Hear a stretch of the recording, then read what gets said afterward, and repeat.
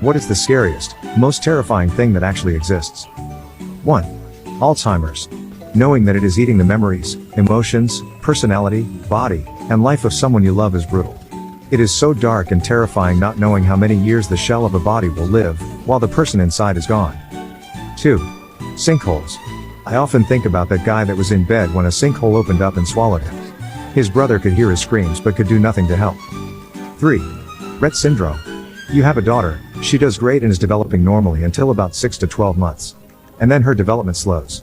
Your pediatrician is reassuring, everyone develops differently so you are okay with it. But then it progresses. She loses skills she already had. No longer speaks any words, starts having tremors and spasticity and loses purposeful movement and may start developing breathing issues or apnea. Then the seizures start.